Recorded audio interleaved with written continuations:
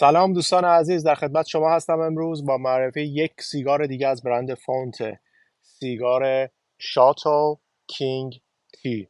شاتو یک لغت فرانسوی هست به معنی قلعه یا خونه خیلی بزرگ، اما اینجا اشاره میکنه به اسم یکی از مزرعه های تنباکوی فونت به اسم شاتو دلا فونت.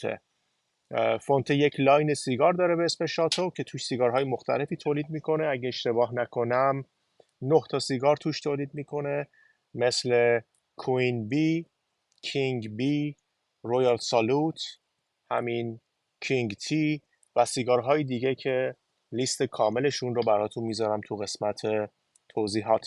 اما تی تو اسم این سیگار اشاره میکنه به این بسته‌بندی آلومینیومی.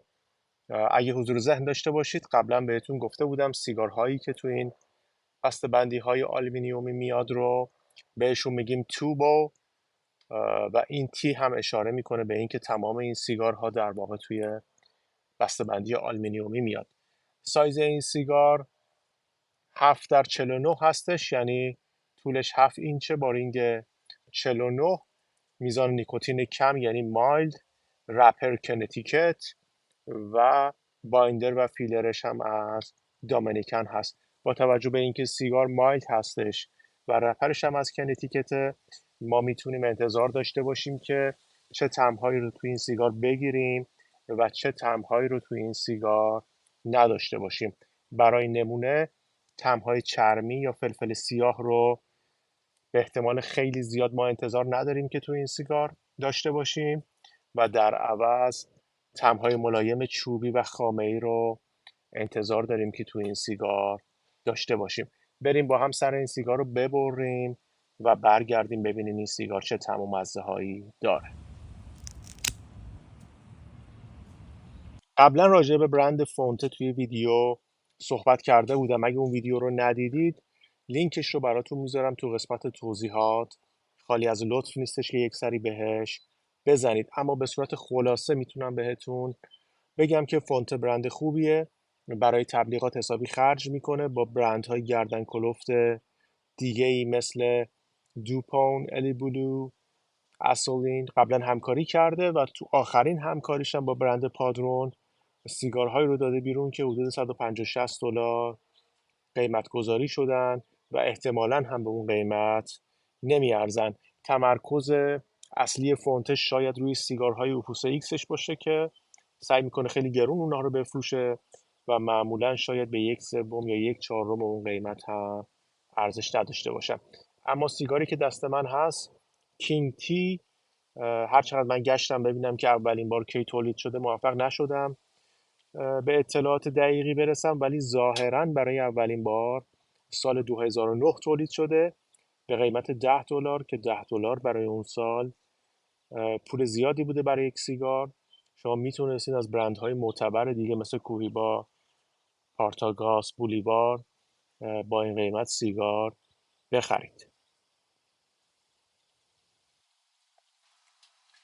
1/3 ابتدایی سیگار کم کم داره به انتهای خودش میرسه. همونطور که مشاهده میکنید سیگار خاکستر قابل ملاحظه‌ای هم روی خودش نگه داشته. این نشون میده که سیگار ساختار خوبی داشته.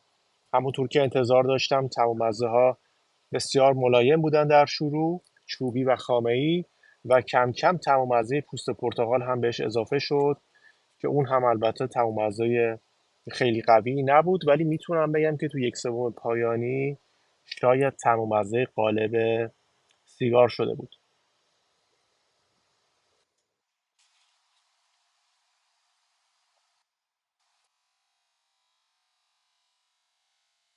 همونطور که مشاهده کردید خاکسترش خودش ریخ. من انتظار داشتم که یک مقداری بیشتر خاکستر خودش رو نگه داره، اما به هر حال دوستان عزیزی که به سوال مسابقه جواب داده بودن در نظر داشته باشید که سیگار نه کوبایی بود و نه مال اردشیر زاهدی. بنابراین اگر این جواب رو دادید یک تجدید نظری روی جوابتون بکنید.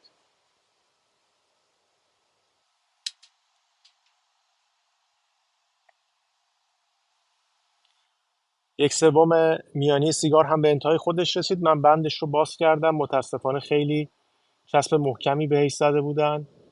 یه تیکش کنده شد دیگه، به درد جمع کردن و گذاشتن توی کلکسیون نمیخوره. اما طعم و مزه های این قسمت بیشتر طعم و مزه چوبی و گلی بود برای من، و یک مقداری طعم و مزه شیرین هم من احساس میکردم.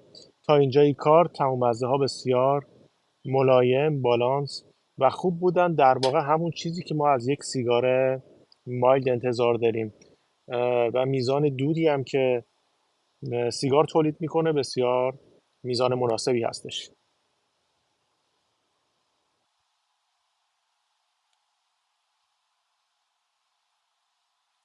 تا اینجای کار میتونم بگم که سیگار تقریبا هیچ ایرادی نداشته.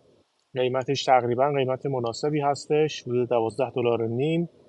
استراکچر خوبی داره، دود خوبی تولید میکنه، مزه ها ملایم و بالانس هستن و تا اینجای کار من ایرادی ندیدم توش.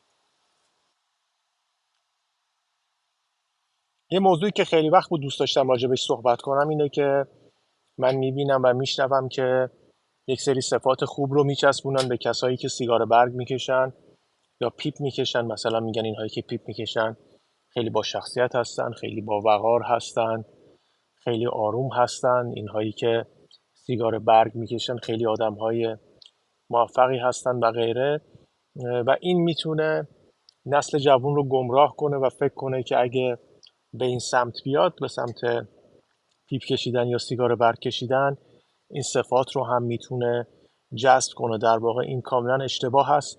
هیچ فرقی بین ما و بقیه کسایی که سیگار معمولی میکشن یا اصلا چیزی نمیکشن و یک تفریح دیگه ای دارن وجود نداره. و بعضی اصرار دارن که این صفات لایتچسبک رو خلاصه به خودشون بچسبونن و این هم در واقع محدود نمیشه به جامعه سیگار برگ و پیپ.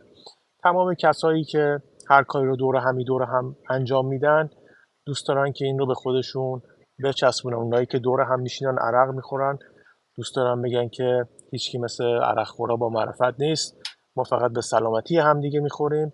اونایی که میرن با هم فوتبال بازی میکنن همینجور یک صفت خوب دیگه به خودشون میچسبونن. و دیگران. پس با سیگار برکشیدن یا پیپ کشیدن هیچ صفت خوبی یا هیچ صفت بدی به ما نمیچسبه و واقعیتش اینه که ما هیچ فرقی با همدیگه نداریم. سیگار تقریبا بعد از 1 ساعت و نیم به انتهای خودش رسید. تو 1/3 پایانی در ابتدا طعم و مزه آجیلی رو داشتیم، بعد کم کم طعم و مزه شیرین بیان هم بهش اضافه شد. در کل سیگار خوبی بود. پیشنهاد میکنم که اگر پیداش کردید و به سیگارهایی با نیکوتین کم یعنی سیگارهای مایلد علاقه‌مند بودین، این سیگار رو امتحان کنید. این سیگار رو هم یکی از همراهان خوب کانال و تمام کانال‌های پیپ و سیگار برگ یعنی دانیال عزیز به من پیشنهاد داده بود. از همینجا ازش تشکر میکنم. پیشنهاد خیلی خوبی بود. و اما ویدیوی بعدیمون راجع به غزل شماره 1 حافظ هست. اگر به حافظ علاقه دارید یا به شعرخوانی علاقه دارید حتما اون ویدیو رو از دست ندید. به غیر از تمرکز روی صحیح خوندن حافظ، مطالب جالبی هم راجع به غزلهای مختلف اونجا بهتون میگم.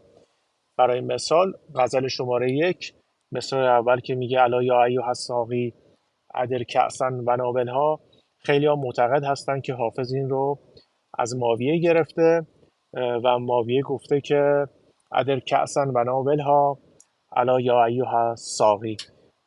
امیدوارم اون ویدیو رو هم ببینید. منتظر کامنت ها و لایکاتون هستم.